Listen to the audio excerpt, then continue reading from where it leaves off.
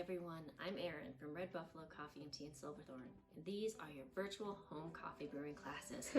Join me over the next couple of videos as we talk about the quintessential elements to brewing coffee better at home.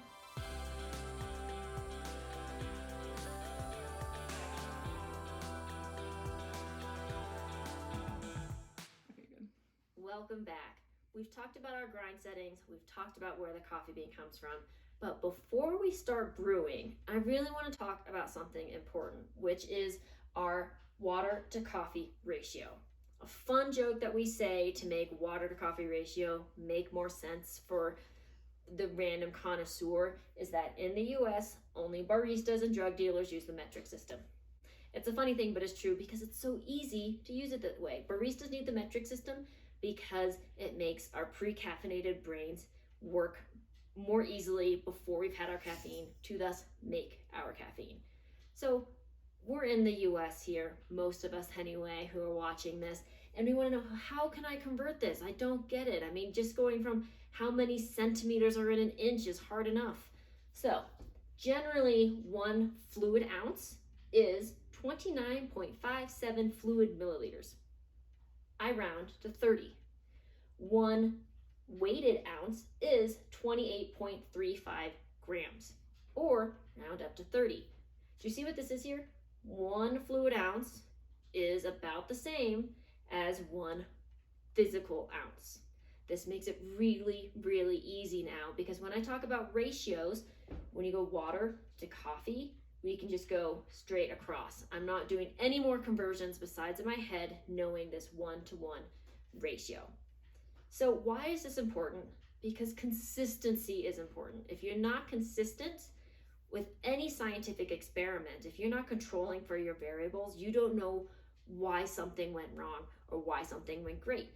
If you can't control for your variables, you don't know why your coffee tasted poorly or why it tasted great.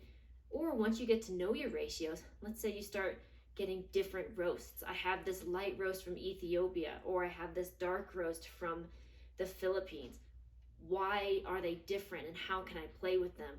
When you know your variables, you can then mess with your variables, but consistency is key. So when you're doing water to coffee ratios, what does that really mean? Well, for every 2 parts of water for espresso, I'm going to use 1 part of coffee. So let me show you this as an example here now. So I want to use, for a double shot of espresso, I want to use 20 grams of coffee. That should then need 40 grams of, whoopsies, I went that the wrong way. Let's go this way on this side. That's coffee. And over here is 40 grams of water. The next one that we're going to do here, let's go down to our drip coffee. This is what a lot of you guys are doing on a Mr. Coffee, on a Cuisinart, at home, 20-to-1. Well, how do I know what my 20 is down here, you say? How do I know where I'm getting started? Well, let's think about how many cups you're going with, right? You have a 10-cup Mr. Coffee at home, and a cup is 8 ounces of water. You have 80 ounces of water in your Mr. Coffee at home. So now I'm going to take this and times it by 30, because again, I'm converting my imperial system into a metric system. So if we all know how to do this, there are 240 milliliters of water. Sorry, add a 0. Math is fun. So 2,400 milliliters of water are in my 10-cup Mr. Coffee. If you're drinking all that by yourself, there are some fun studies that are going to show you that this is actually really good for men in reducing your risk of prostate cancer and for women reducing your risk of depression. Fun facts there. Fun facts there. So we need this much water. Can we divide this by 20, please, now, to know how much coffee to use? I am homeschooling right now, like many of you are, so just so you know, they don't use this system anymore. But we are. I'm going to take off my zeros. I'm going to go 2 goes into 2 ones, and 2 and 0. I need 120 grams of coffee. Okay? I need 120 grams of coffee to make my 10-cup Mr. Coffee. If you have a scale at home, that's going to really help you out. You can use your letter scale from the post office. You can use your spice scale. Whatever scale you want, use 120 grams for your 10-cup Mr. Coffee. Okay, you're going to pause. So I know this math is confusing because it's been a while. We'll get there, I promise, because eventually you'll start to remember how much you should use per thing, and maybe even keep a little sticky note by your coffee maker. Or if you're only making one type of coffee every day, you'll get used to it right away. So I did an example for our French press. Now, we have this great little 3-cup French press here. Now, how much coffee do I want to use in my 3 cups? Well, it's 3 cups. I want to know how many milliliters are in this. I convert my 3 cups times 8 ounces of water per cup. It's 24 ounces of water. Well, that's still not in the metric system. So times it by 30, because again, 1 ounce is 30 milliliters, and I get 720 milliliters of liquid in this French press. I generally like to use my French press a little strong, and I use a 15-to-1 ratio. That means I go 720 milliliters divided by 15, because it is 720 to 15.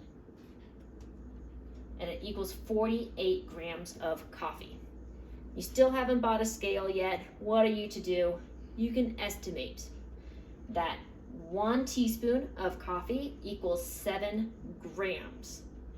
So with a 48 gram need of coffee, I can use about 7 teaspoons. Or if you don't like it quite as strong, and again, this is where you can play with it, maybe make it a little weaker by increasing your proportion of water.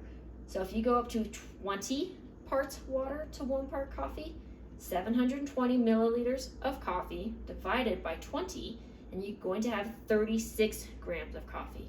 Or if you're using a teaspoon, about 5 teaspoons of coffee. Again, this is all before you've ground. Just to get you used to doing these conversions one more time, we're going to look at pour overs.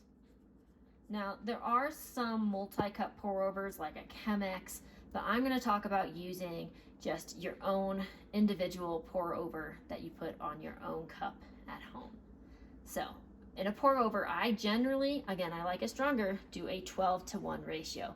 So let's do the math for this 12-to-1 ratio.